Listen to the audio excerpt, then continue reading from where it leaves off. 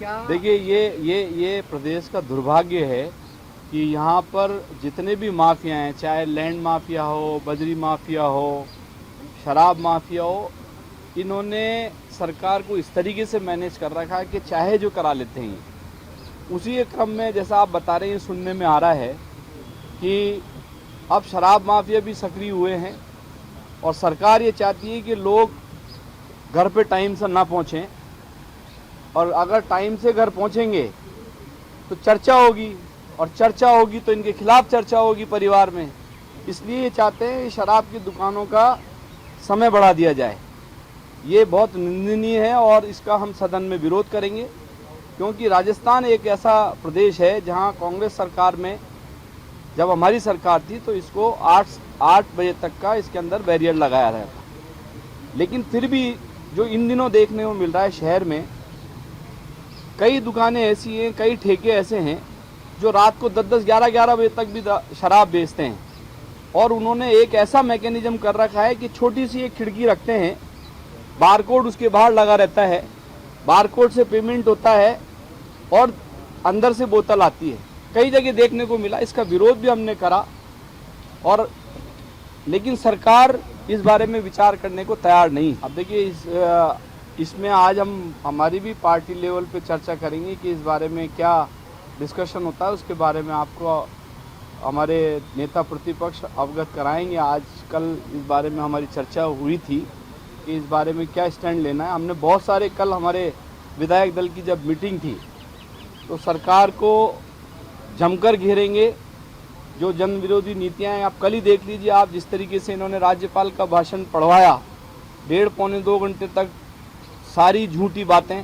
एक तरफ ये कह रहे हैं कि हम 25 लाख रुपए का चिरंजीवी में अभी भी इलाज करा रहे हैं, जबकि आज रोज अखबारों में पढ़ रहे होंगे आपके लोगों के क्लेम खारिज हो रहे हैं।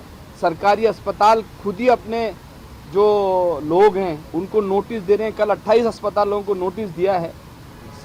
इंश्योरेंस कंपनी के साथ सरकार के अधिकारियों की मिलीभगत साफ तौर से नजर आ रही है कि लोगों को इलाज नहीं करना। वैसे 5 लाख रुपए से ज़्यादा का इलाज ये कर नहीं रहे, और बातें अभिभाषण में ये कहा कि 25 लाख रुपए तक का चिरंजीवी में इलाज हो रहा है।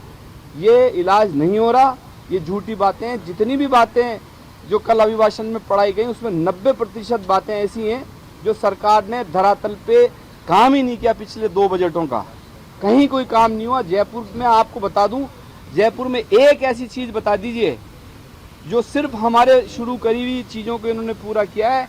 नया कोई काम कर दिया हो तो वो बता दें। कोई काम इन्होंने नया नहीं करा। सारे जो हमने एलिवेटेड रोड की प्लानिंग जो करी थी, चाहे वो कलेक्ट्री से लेके और अशोक रोड होते हुए यहाँ तक आने की बात थी, उसका इन्होंने शिलान्यास नहीं किया, उसको ख़त्म कर दिया। मेट्रो का रामगंज का स्टेशन ख़त्म कर दिया बेवजह, कोई मतलब नहीं है। लेकिन सरकार जनमानस को राहत देने के लिए बिल्कुल तैयार नहीं है। ये सब तरह के माफियाओं से घिरी हुई सरकार है। कोर्ट ने कहा है कि जो फुटपाथ किनारे जो धर्मस्थल हैं, खासतौर से मंदिरों के भी है, तो उनको हटाने के निर्देश दिए हैं। क्या इस मामले में आपने देखा कुछ ऑर्डर? देखिए, सरकार अपना पक्ष कोर्ट में तरीके से रख नहीं पा रही है।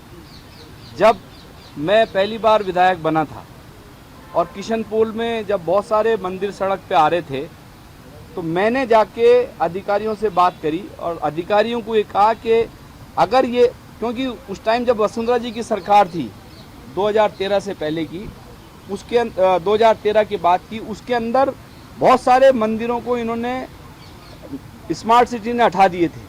कई सारी मूर्तियां इन्होंने आबकारी थाने में पटक दी थी। मैं खुद गया, हमारे लोग गए, ले जाके उन्होंने वापस स्थापना करी। रोजगारेश्वर मंदिर जो चौपड़ पे है उसको भी ये ख़त्म कर चुके थे, उसको भी हटा दिया था। हमने वापस उसको बनवाया। तो ये कहने और करने में बहुत फ़र्क है इस सरकार का। ये सरकार किसी की सगी नहीं है। ये वोट तो लेती है लेकिन ना धर्म की रक्षा कर रही है, ना लोगों की रक्षा कर रही है। मुख्यमंत्री कल दिल्ली जाकर के आए, आप हमेशा आपकी पार्टी सवाल उठाती है कि क्या लेकर के आते हैं दिल्ली से। देखो, कोई ना कोई पर्ची लेके आए होंगे, अब देखते हैं। उस पर्ची का खुलासा तो सदन में शायद वो करेंगे। अभी तो अभिभाषण पे चर्चा होनी है 3 दिन तक, और 3 दिन का छुट्टी भी कर दी। उसके बाद वापस जब 3 तारीख से शुरू होगा, आज और कल इस पर चर्चा होगी। तो बहुत सारी ऐसे मुद्दे हैं जो इन्होंने जो अभिभाषण पढ़वाया है उसमें जितनी भी झूठ है वो सब हम लोग उजागर करेंगे। इस सरकार में 2-3 मंत्री ऐसे हैं जिन पे कोई काबू नहीं है, ना सरकार का, ना संगठन का, ना उनका खुद का अपने ऊपर कंट्रोल है। वो चाहे जो बोलते रहते हैं, उन पे विश्वास करना किसी को ज़रूरत नहीं है। वो लोग ऐसे ही हैं और ऐसे ही रहेंगे।